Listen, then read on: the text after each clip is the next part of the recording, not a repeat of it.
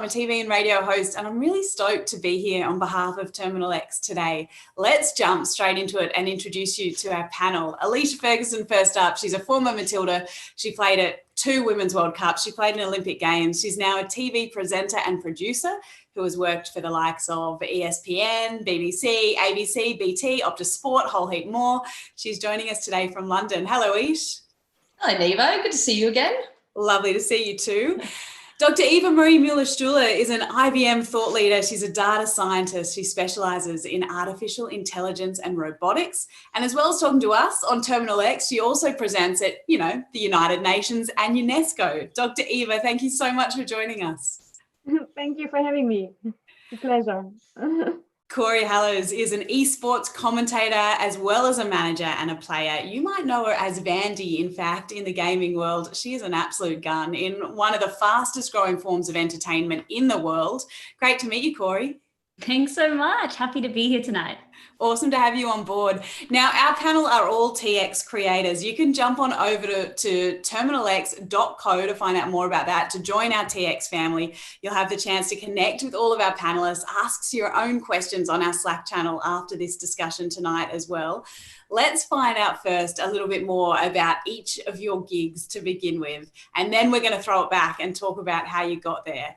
Why not start with one of the best bits, a kind of headline moment, if you like, in your career? Kori, gaming, both playing and commentating, has taken you right around the world and in front of a massive number of eyeballs. Tell us a little bit about your esports highlights. Absolutely. I think one of the best highlights that I've had so far was that I actually got flown out to Poland, middle of nowhere. And it was actually, in terms of, they have something called like a half season kind of gaming event. And so it was really, really fun. It was like a mid-season brawl. That's what they called it. It was cold. I've never been in a country where things were like -2 degrees. As an Australian, no, you just never experienced that. So getting to do that and then getting to mingle with the local population. And I was pretty new to like the casting scene at the time, but even just having like some fans here and there asking for like autographs, like that felt really unreal. And that was definitely a highlight experience for myself. So getting to go to a different country, but also getting asked for autographs, like unheard of. Another one was definitely right here in Melbourne. And it was actually at I can't remember what it's called, but the building opposite the casino. And that was, I can't remember. It just eludes me right now. But it was it was called at the time Player Unknown's Battleground, or as it's abbreviated to PUBG. And that was really fun because it had a huge Chinese audience that had flown out specifically to see their player personas. And just to see the level of support from people coming overseas to support them, that was another really enjoyable highlight. It's an awesome part of your gig as well, that you do get that live kind of interaction with your audience too. Ishi, you get that live interaction with your audience as well when you're on the football field, also sometimes with your hosting gigs. But you made your debut for the Matildas at 15. Some of those early international tours must have been incredible, but also mind-blowing. Yeah, it was pretty daunting. My first ever trip with the Matildas, I was away for 8 weeks traveling around Europe. So that was back in the days where you had to actually get a telephone card to, call home, no mobile phones and stuff like that. Showing your age, mate. Yeah, exactly. But then, I've been to North Korea 3 times. I've been throughout China. I've traveled the world with playing football. So I've been very, very lucky. And it's through those experiences, I think, that you're able to gain, valuable skills and the resilience and all those type of things. And just be able to experience different cultures and the way the world works, it's fascinating. And I feel very lucky to have been able to do that. I want to ask you a bit more about some of those skills, about the importance of resilience. But first, Dr. Eva, you've spoken in front of the UN and UNESCO. What incredible opportunities to affect change on a global stage. Can you tell us a little bit more about that experience? And I guess the elements of data science that you're most passionate about. Okay, it is incredible because the thing about data science is it really changes the world we're living in. And when I say data science, I mean AI, data science, machine learning, all the advanced analytics, all of that together. And it has a massive impact. And often while we're developing things, we don't really see how much impact it has on the world. And only when it's then fully up and running and is fully used by everybody, then we see the impact, but then it's often too late to act. And these platforms actually give me a chance to warn about things and say, actually, we see these trends. This is not healthy. We need to counteract against that. Or saying, okay, this is really good. We need to emphasize. So why don't we use this technology for the greater good and to build the world a better place? And I think being able to use my skills to really shape the world we're living in, working with all the different cultures. For example, when it comes to AI ethic, AI ethic is often very European centric or American, and the southern half of the world is far underrepresented in it. And ethics is something that comes from our values. So ethics in China is something different to ethics in the US. And I think what really is amazing about working with bodies like the United Nations is saying, okay, we have all these different ideas, all this diversity in people. How can we make sure that we work together and actually build a world we want to live in? Have a positive impact, which is so awesome. How did you land in that industry, an industry and a title in terms of data scientist that didn't even exist when you were young? I think there's a saying that the future is already there. It's just not normally distributed. It's just in little pockets. And so it was a little bit with my career path. I studied math because I really enjoyed it. And back when I started studying math, there were two options. You end up at an insurance company or you become a teacher. So everyone kept on saying, oh, which one is the one you want to do? And I was like, actually, neither of them. And I picked business because I needed to pick something. First, I wanted to pick medicine, it didn't work. I picked business, I picked computer science because purely I enjoyed them. And then I tried to like apply what I learned in math to business problems.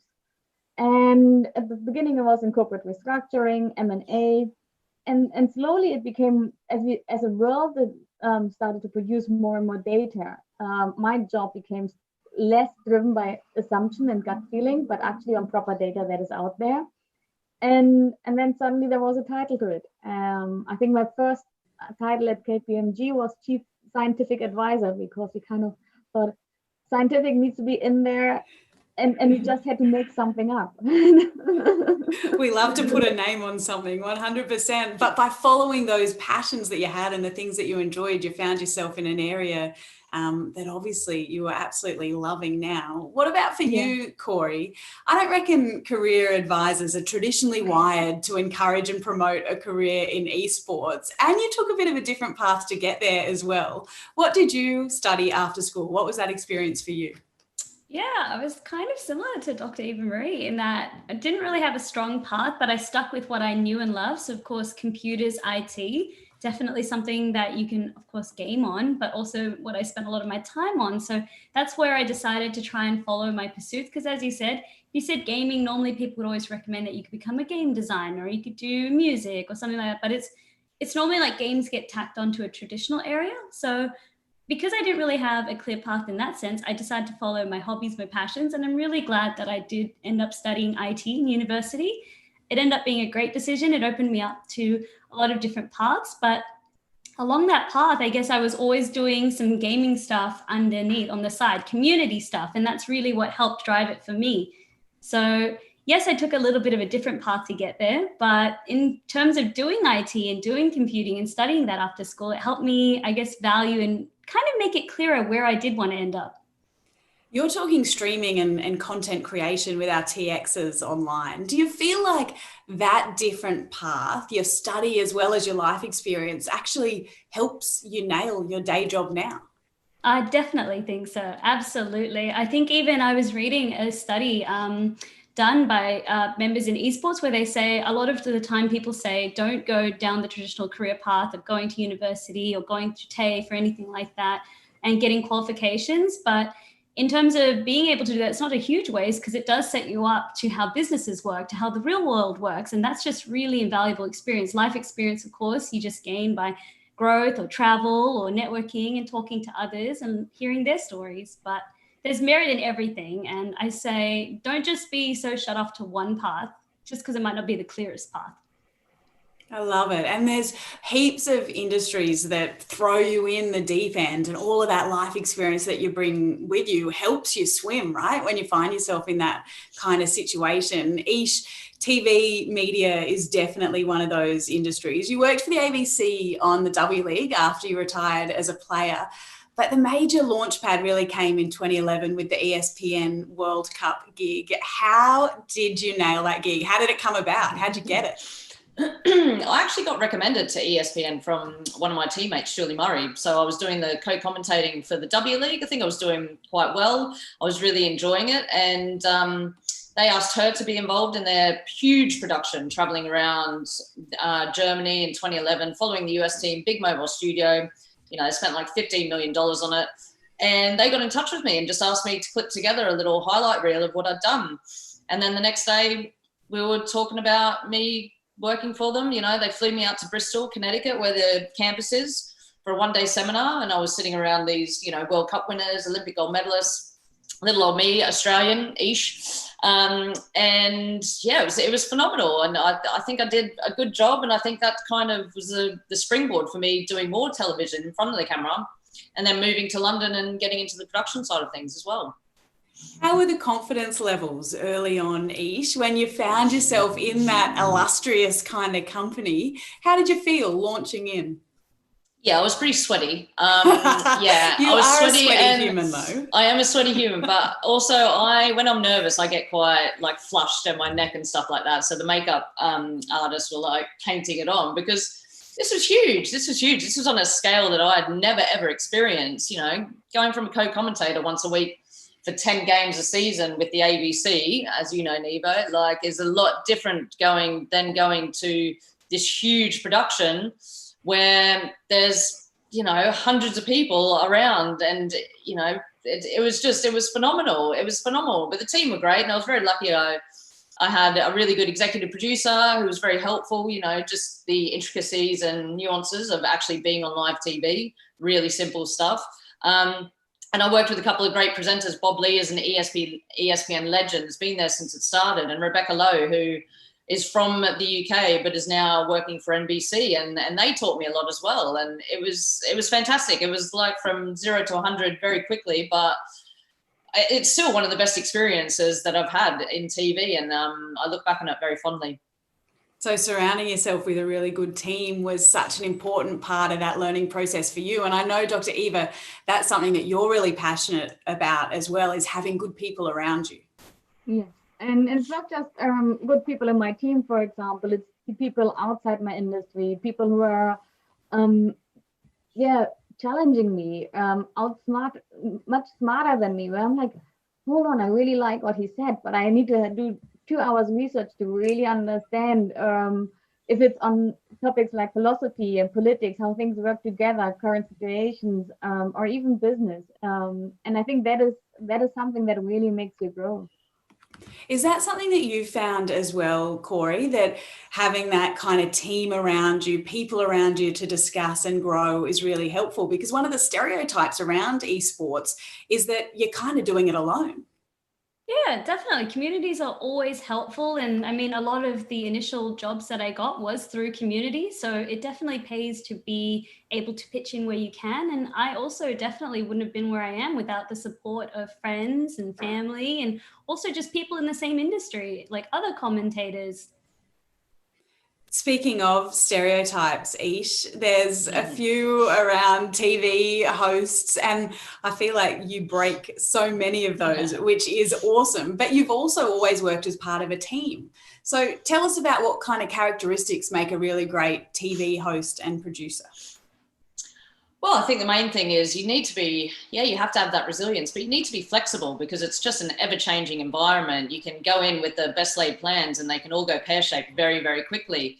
And it's not about, it's about how you actually deal with those moments and those tricky moments. And also when you're working long hours, when you're, traveling a lot, when you've got to pick up the kit, when it's really hot and you're sweating and all the rest of it, I think you just got to maintain a bit of perspective and realize that you've got a pretty good job, and everyone needs to muck in and help each other, and everyone needs to pull their weight. And I guess the only times maybe where there's a little bit of frustration is it's the same in any team. If someone's not pulling their weight, then it needs to be an upfront conversation and to make sure that everyone's on board and that everyone's, you know, contributing. And I think I love always working and learning about and meeting new people and understanding a dynamic. Like I love that about team sports. I love that about working and stuff like that. Like, and generally I love getting to know people. And as you know, Nivo, I love a chat. So like that's for me, like it's a perfect job for me. And I just think I've got the best job in the world.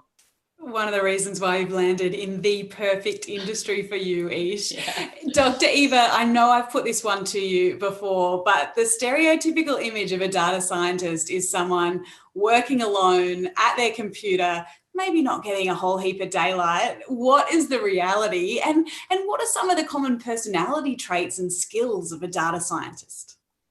I think we do occasionally you can run into the data scientist who's like the nerdy guy or girl sitting there coding away, but it's actually not the best model.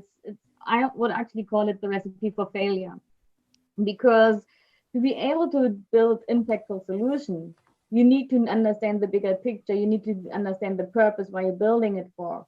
And then there are so many different roles, from getting the data, using the data, to actually then pushing it out into a deployable solution, that by just focusing on one skill set, it's not enough. And so it's actually, you need to have a completely diverse team where everybody has something. It could be the great communication skills, great graphic designing skills, and ways to communicate the solution back to the person who makes a decision. I like to compare data science actually with cooking. And the most important question you have to ask yourself at the beginning is, why am I cooking for? Is it my sister's birthday? Am I making cake, or am I making dinner? Or do I just make a quick snack, something healthy? Or is it chicken wings for a night on TV? And then you have to make sure you have the right ingredients. So if you want to make a cake and you only have chicken wings in your fridge, you will not be successful in achieving your goal. And they have to have a good quality. And that is what I would call the data engineer on that would be the guy who's a girl who's buying or getting the ingredients and preparing it. And then the data scientist is actually the person who decides, are we taking the microwave? Are we taking the oven? Are we using the frying pan? How are we preparing it together? And then the last at the end is the data visualization is to the person who's actually making it eatable, presented, and puts on the plate and makes it look like, and you kind of like, oh yeah, I would really, nobody enjoys eating out of the pots and trying to find what they want for lunch, a little bit of here and here, but it's actually on a nice place, nicely presented. That is then the journalist, the visualizationist, the communicator of the data science. And you need the whole team to work very well together and to embrace their different skills and enjoy learning from each other and communicating in a way like, how do I build my model that it's easy for you to use for the next step? I love how important communication is in each of your gigs, even though you all do such different things. What about something like the importance of getting out of your comfort zone, for example? Kori, talk us through your first commentary experience, moving from a player into that commentator space. There must have been some nerves. Oh, definitely. There was a lot of nerves. It was scary. I mean, yeah, you go from just being a player and, you know, you get to always complain. You're like, oh, yeah, this, that, the broadcast wasn't that. Then when you're actually the caster, it's really funny. The biggest thing that I guess you see people complain about, they're like, oh, this intro is so boring. Can we just get to the game? And it's funny because I used to be on the player side. I'm like, no, now being a caster, you understand that the pre-show sets up the whole narrative for the way the cast is going to be. But I remember my first day, yeah, I was just very nervous, very stiff, and then they're like, you know, like you can be human, so just having that reminder to breathe. And working on both sides of the microphone as well, right? So that you really understand how the whole process comes together. Ish, I feel like that's something that you have really got on your side as well, because you've worked as obviously a player to begin with, but also as a producer as well as a presenter. So you know all of the different elements that have to come together to make something that's awesome. Yeah, and I think, I must admit, I'm trying to think of, and you know, there's not that many ex-athletes who actually go into the production side of things. A lot maybe go into the on-camera type stuff, punditry or commentating. And I think I've been really lucky that I have experienced all of that. I've experienced live TV, I've experienced, you know, magazine shows, working on all that. And I'm surprised, and I'm actually actively trying to mentor and encourage other female athletes, particularly, to actually think of a career in production, because, you know, they're sports lovers. They love to talk. They love to travel. They've got all those transferable skills. And for some reason, you know, that's never been an option for them. And I guess from my experience and how I just feel like this career, however I got to it, I never planned to have a career in TV, you know, I wanted to go into coaching, but it's just, it fits and it feels right. And it took a while to get there and to land there, and through, you know, a lot of the sum of all parts. But I just think, you know, it's not something that, unfortunately, I think a lot of athletes even consider, and that's something that I want to change as well. Like you say, breaking stereotypes, Nivo. Yeah, and letting people know that those opportunities are out there, that they exist, and that they're fun. Yeah, and also, sorry, I was just going to say, and also, but, you know, it's still, sport is a very male-dominated environment. And I do say this, I definitely think, particularly even coming over here, if I was a male with my credentials as a footballer, you know, getting into a new career, I definitely would have been treated a lot differently. And that's another thing that I'm really passionate about now. You know, like you said, breaking through that glass ceiling, breaking through those stereotypes, and giving people the opportunity, and giving women the opportunity to get into this career where before, and I still see it, you know, unfortunately they're kind of kept to the side because, you know, the men know about football. And even though the women would know about football as well, there's a different, unfortunately, there's unconscious bias that I still see on a daily basis. What's the kind of gender breakdown in your sport, Kori? Because I imagine that as well, your industry is very much male dominated. Yeah, it's about the same. So about 1 to 9, I guess esports and sports still have that very similar, because even though it's electronic sports, the same bias does definitely exist. So for every 1 girl that you see, there'll be 9 males. So it's starting to get better, but without, I guess, voices being heard, and without, I guess, us just saying that, look, this is something that you can pursue. And yes, it'll be a bit of a harder path, but consider it, please. What about you, Dr. Eva? I know there's hashtags in your industry like girls who code, women in IT. And for those hashtags to exist, there's clearly a gender disparity behind them. Oh, yeah, it is. And we're really, I mean, we're trying to break the glass ceilings. We're trying to support each other. And there's a great, amazing women community out there where we're hosting women in data science around the world. We're hosting it in the UAE in a couple of weeks. But it is still, especially as a more junior, it's kind of like seeing the boys are better. But even when you're a leader, it doesn't get better when you're in the leadership position, because people assume you're there because of your people skills and not because of your technical skills. And you're kind of like, no, I wouldn't have gotten to this position without having the technical skills. And I had meetings where I was sitting there with a bigger team, and one of my colleagues was saying something that was clearly wrong, and it was a discussion to do it this way or that way. And I was kind of sitting there like, no, we can't do it this way. In front of the client, I was like, you can't really do that this way. I would recommend that way.